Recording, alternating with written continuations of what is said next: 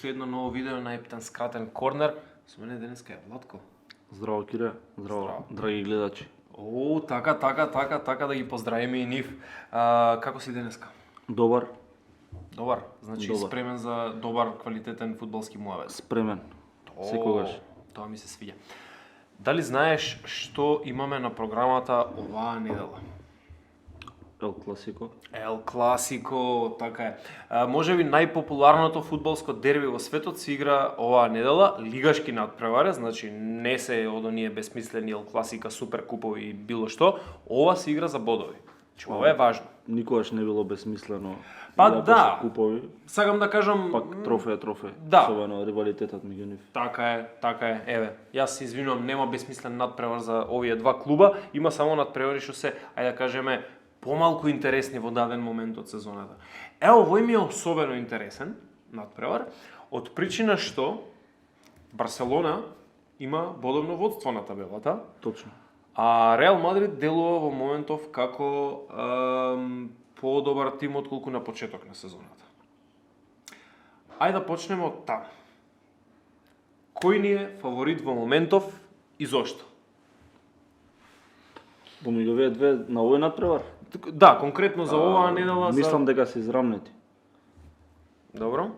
Тоа што би значело во однос на играчки кадар се израмнети или во однос на Во форма, играчки кадар, моментална ситуација, нели, на повреди, на такви работи. Барселона дома е непобедлива, освен Бар Михен што ги победи. Мислам дека во првенство имаат Нема. 10-2-0, мислам Да. дека со еден гол примен. Нема пораз, така е.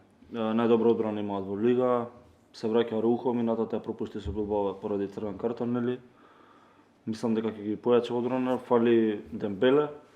Тоа ќе повреден е, тоа е за мене еден од најдобрите играчи во Барселона. Меѓутоа има доста замени на таа позиција. Ќе биде интересно да видиме Реал Мадрид што ќе каже. Реал Мадрид кажа изминативе како му доаѓаше 2-3 недели во Лигата на шампионите, добро би рекол се прикажа. Им зема 2 победи на Ливерпул. Не изгледаше како премногу да се мачи, особено во последниот надпревар, мислам во вториот надпревар, 1-0 рутинска победа и се до тоа. А вака на играчки кадар ми изгледаат некако посолидни од почеток на сезоната. Фалеа доста играчи на почеток на сезоната, неколку од нив не беа ниту во нешто многу добра форма. Сега гледаме дека дури и Карвахал и Камавинга и компанија сите кои што цело фалеа. време игра, 90 со Ливерпул изигра. Мене годините ме плашат и уморноста или неуморноста на Крос и на Модрич, плюс Бензема ќе биде човекот за одлука.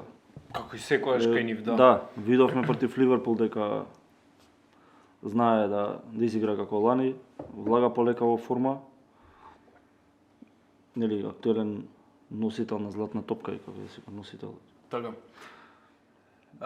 Многу спротиставени не спротиставени, како му доаѓа, овие две спротиставени страни имаат многу две различни средини. Значи, додека Реал Мадрид се потпира на многу млад играч во задниот дел од средината, а двајца многу стари играчи креираат се, во Барселона е сосем обратно. Се потпира на еден многу стар играч позади во средината, а двајца млади креираат така, тој беше, го слушнавте. Двајца млади креираат се. Вака на хартија јас би рекол искуството дефинитивно на страна на Реал Мадрид. И играчки кадар можеби, меѓутоа Да. последните два надпревари ситуација на табела поодморени се Барселона Да, одмара овие две кола Лига на шампиони, нели испадна и од Юнайтед во Лига Европа, така да фокусот им е само на првенство и мислам дека овој надпревар не сме да го изгубат. Ако не изгубат во недела, мислам дека титулата ќе биде кај нив, нема да има. Да, апсолутно. Мислам како му доаѓа 8 бода имаат сега предност, ако не загубат во најмала рака ќе си ја задржат оваа бодовна предност. 3 или дури 4 кикса. Да, веќе во средина на март е сериозна предност.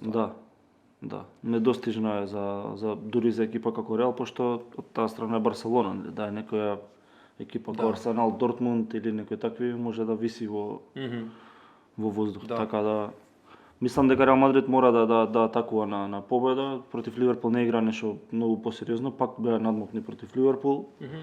Меѓутоа, да, мора да тргне офанзивно Реал и да атакува на 3 бода.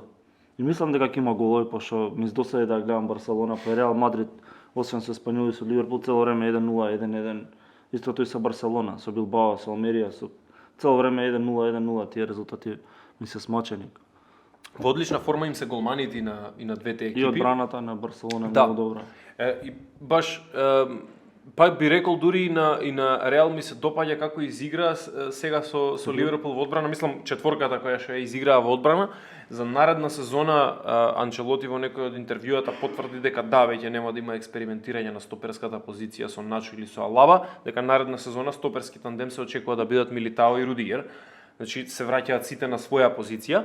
Сега одбранава не ме загрижува ниту кај едниот, ниту кај другиот тим. Ме интересира кој би можел да го реши надпреварот. Ајде, за Реал Бензема е секогаш меѓу кандидатите. И во Барселона Левандовски, меѓутоа другите треба да се истакнат. Така, да. Кој би можел да му помогне на Левандовски или на Бензема да го реши тој надпревар? Кој би бил клучен? Има многу индивидуалци, не знам. Мислам дека некој од средината ќе биде клучен, може Френки де Јонг.